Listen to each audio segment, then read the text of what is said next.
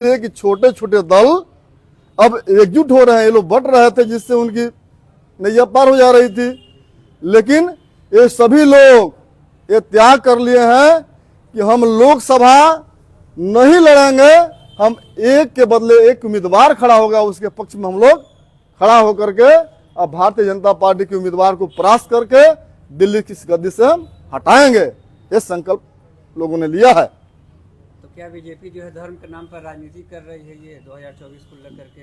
ये तो आप मीडिया के साथी हैं, आप भली भांति इस बात को समझ सकते हैं। आपसे चूंकि लोकतंत्र के चौथे स्तंभ पे भी खतरा है, उन्हें भी दबाया जा रहा है। आप समझ सकते हैं कि आप सच्चाई को आपको बोलने से भी रोका जा रहा है। बहुत सारे ऐसे मीडिया के हमारे साथी जो सच्चाई को बोलने का काम किया, उनको वहां से बाहर का रास्ता दिखा दिया गया है। ये तो आपके सामने प्रत्यक्ष रूप से है। ये आप देखेंगे सुप्रीम कोर्ट के जज को कैसे इन्होंने 146 सांसदों को लोकसभा से सस्पेंड करके, और वहां जो है कि जज को हटाने का काम हुआ। चुनाव आयोग पर किस तरह का इनका माने रोल है, ये कहने की बात है, जनता समझ रही है। अब यही हमारे छोटे, जैसे आपको एक बात मैं बता दूं, दूसरी तरफ ले जा रहा हूं आपको। जब श्री रामचंद्र और जो रावण के लंका की तरफ जा रहे थे, तो यही भालू बानर बंदर छोटे छोटे लोग ईंट धर के और राम सेतु का निर्माण किए, और राम ने लंका में जाकर के उस लंका का जो है कि जो दुराचारी लोग थे उनका नाश किए। उसी तरह से जो अहंकारी होता है उसका नाश किसी न किसी रूप में इसी बीच से राम बनकर आते हैं और उसका विनाश करते हैं। इसलिए इस बार भाजपा की नैया पार होने वाली नहीं है। कुछ बोलना हो तो बोलिए। बीजेपी तो कह रही है कि सारे लोग मिलकर भी बीजेपी कुछ उखाड़ नहीं पाएंगे लोग। अब तो कर्नाटका में क्या हुआ था, कर्नाटका में कह जय हनुमान बोल करके वोट मतदान करना, तो हनुमान जी ने तो जवाब दिया कि इतना बढ़िया गदा चलाया कि बोलती बंद हो गई थी। और इस बार श्री राम जी, हनुमान जी ने तो कर्नाटका में गदा चला ही दिया, इस बार पूरे देश में राम जी का बाण चलेगा, तीर चलेगा, तीर। और तीर जानते हैं किसके पास है? वह तीर नीतीश कुमार के पास है। इस बार नीतीश कुमार की तीर चलने वाली है, आप देखेंगे। यहाँ पर जो कितने संगठन के लोग हैं? यहाँ ईश्वर जी, यहाँ मैंने राष्ट्रीय जनवादी पार्टी के हमारे साथी हैं, ओम प्रकाश चौहान जी हैं, फूलन सेना के राष्ट्रीय अध्यक्ष आपको जो है कि अधिवक्ता हमारे गोपाल निषाद जी हैं, और सुभाषपा के जो है सोशलिस्ट समाज पार्टी के राष्ट्रीय अध्यक्ष बाबूलाल राजभर जी हैं, सोजिंग नागरिक पार्टी के हमारे अध्यक्ष हैं, मोरबंशी के राष्ट्रीय अध्यक्ष हमारे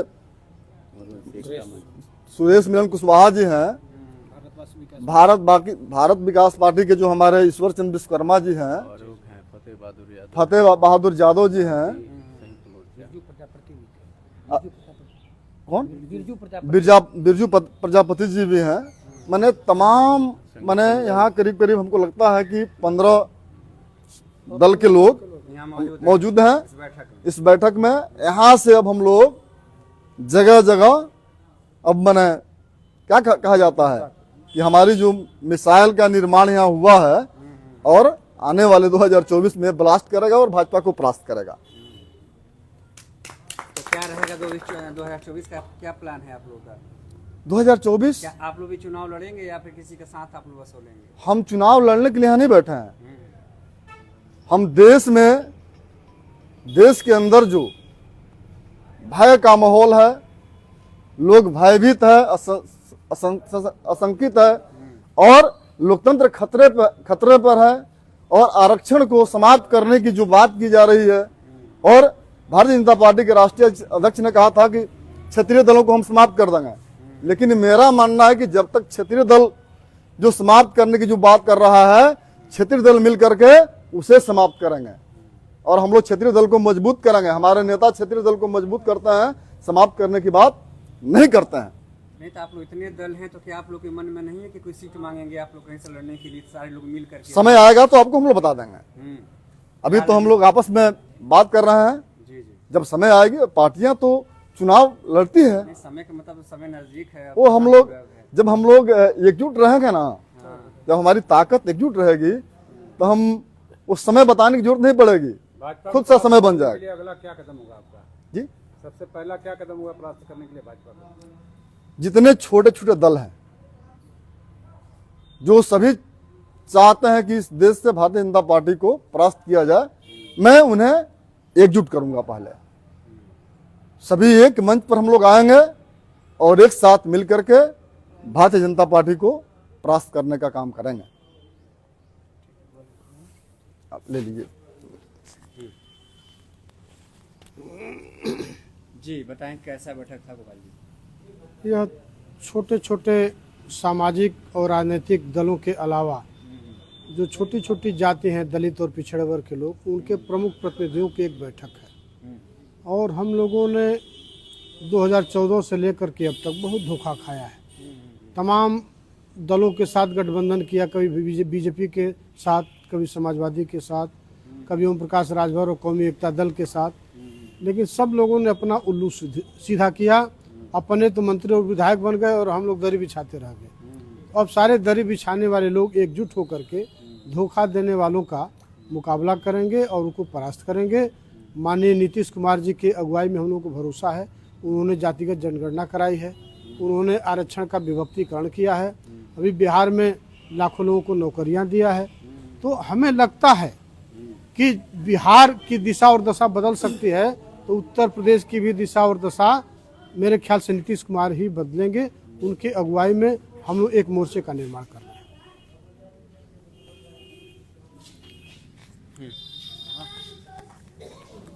जी पहले परिचय बताते हैं ना। मैं मौर्यवंशी एकता मंच का राष्ट्रीय अध्यक्ष सुरेश मिलन कुशवाहा। जी बैठक थी, क्या थी उद्देश्य और आप लोगों ने? ये उद्देश्य है जो झूठलर और हिटलर के खिलाफ, जो देश में एक फैला हुआ झूठलर और हिटलर शाही है, उसके खिलाफ एक मोर्चा का हम लोग निर्माण कर रहे हैं। तो क्या लग रहा है कि सारे लोग इकट्ठा होकर किस बार बीजेपी? बिल्कुल, वोटर तो यही है ना, वोट तो यही देते हैं। जो भी सांसद विधायक बनता है, इस झुग्गी झोपड़ियों से ही तो वोट निकल के जाता है। तो ये प्रताड़ित हैं, तो ये जरूर उसका बदला लेंगे। कितने दल के लोग यहाँ पर हैं? लगभग 15 दलों से कम नहीं है, सभी संगठन और दल मिला के 15 राष्ट्रीय नेतृत्व दल लोग हैं। जी पहले अपना परिचय देते हैं। भारतवासी विकास मोर्चा का मैं राष्ट्रीय अध्यक्ष सम्राट ईश्वर चंद्र विश्वकर्मा जी। और आज हम लोग बैठे हैं इंडिया गठबंधन को मजबूत करने के लिए, माननीय नीतीश कुमार जी को मजबूत करने के लिए। और हम लोग इसलिए इकट्ठा हुए हैं क्योंकि संख्या आधारित, जाति आधारित जो जनगणना बिहार में हुई है, हम लोग ये चाहते हैं कि देश में नीतीश कुमार जी आएं और दिल्ली जो है वहाँ पे शासन करें और पूरे देश में ओबीसी एसटी एससी की गिनती कराएं। और इस गिनती कराने से जिसकी जितनी संख्या भारी होती है उसकी उतनी हिस्सेदारी होती है। तो वो हिस्सेदारी देने का बात जो है वो माननीय नीतीश कुमार जी कर रहे हैं, इसलिए हम लोग उनके साथ हैं।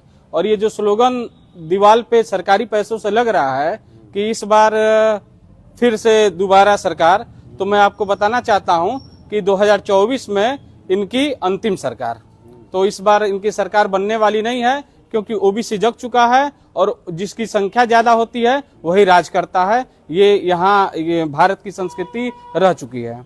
जी। राम मंदिर को लेकर आप क्या सोचते हैं? राम मंदिर, सर कहा जाता है कि आस्था के विषय में कि कण कण में राम है, कण कण में भगवान है। तो जब कण कण में भगवान है तो राजनीति इस पे करने की क्या आवश्यकता है? राजनीति किस चीजों पे होनी चाहिए? राजनीति स्वास्थ्य पे होना चाहिए, शिक्षा पे होना चाहिए और चिकित्सा पे होना चाहिए। राजनीति धर्म पे नहीं करना चाहिए। ये जो संविधान के खिलाफ एकदम काम हो रहा है। संविधान जो है धर्मनिरपेक्ष है, तो सरकार धर्मनिरपेक्ष होनी चाहिए। जो जगह जगह गाना चल रहा है, जो राम को लाए हैं हम उनको लाएंगे, हाँ, क्या कहेंगे आप? इस पे ये कहना है कि ये गायकार लोग का ट्रेडिंग है। ये शरीर के पार्ट पे भी बनाते हैं, वो अपने ट्रेंडिंग के लिए, जिसका भी ट्रेंडिंग चलता है ना सर, उस पे गाना बनता है। ये कोई बहुत बड़ी बात नहीं है। क्या मानते हैं कि राम को कौन लाया है? राम को किसी ने पैदा नहीं किया। राम को किसी व्यक्ति विशेष या किसी पार्टी या किसी संघ संगठन ने पैदा नहीं किया है। आपको बता देना चाहता हूं कि जो आरएसएस है, वो जो उसका मुखिया प्रमुख जो बनता है, वो ब्राह्मण नहीं बनता है। वो केवल एक ही परिवार के 400-500 परिवार हैं, उसी के एक दिन क्यों नहीं किसी पूर्वांचल के ब्राह्मण को वहां का राष्ट्रीय अध्यक्ष बना देता है? वो नहीं बनाएगा, क्योंकि वो समुदाय ही दूसरा है। वो यहाँ के ब्राह्मणों को ठगना भी चाहता है आरएसएस। धन्यवाद सर।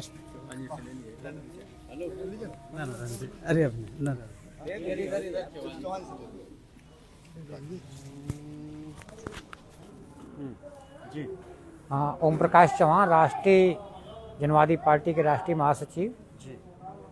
और हम लोग आज माननीय नीतीश कुमार जी के नेतृत्व में सरकार बनाना चाहते हैं। और हम लोग की पूरे पिछले जमात की और जितने हमारे यहाँ संगठन के लोग हैं, यह देखने को मिला है कि बिहार में एनेक्सर 1 एनेक्सर 2 बना करके सभी पिछड़े जमात को उन्होंने नौकरियों में भी भागीदारी दिया और पंचायती चुनाव में भी भागीदारी दिया। उसी तर्ज पर, बिहार के तर्ज पर पूरे देश में वो जातिगत जनगणना कराएंगे और सबको भागीदारी देंगे। इसलिए हम लोग नीतीश जी के नेतृत्व में पूरे सरकार को, यहाँ भाजपा सरकार को खत्म करेंगे और उनकी सरकार लाएंगे। अच्छा, इंडिया गठबंधन के लोग राम मंदिर जाएंगे कि नहीं? अब इंडिया गठबंधन के लोग राम मंदिर जा सकते हैं, उसमें कोई बड़ी बात नहीं है, लेकिन जिसका विचार होगा जाएगा और जिसका विचार नहीं होगा नहीं जाएगा। मतलब इस बार आप लोग बीजेपी को हटाकर आप लोग रहेंगे? हाँ, पूरा पिछड़ा जमात एकदम लामबंद हो गया है। चौहान, राजभर, बिंद, मलाल, लोहार, कुमार, नाई, दर्जी, विश्वकर्मा, ये जो जितनी हमारी पिछड़े जमात के लोग हैं, इनको सभी लोगों ने छला है। इसलिए ये जमात नीतीश जी के नेतृत्व में चलना चाहती है। इसलिए आज हम लोग यहाँ बैठे हैं और प्लानिंग बन रही है कि इस सरकार को हम लोग उखाड़ फेंकें। वर्तमान सरकार को सभी लोग अपना मसीहा मानते हैं, उस पर क्या कहेंगे? नहीं, ऐसा कुछ नहीं, ऐसा कुछ नहीं।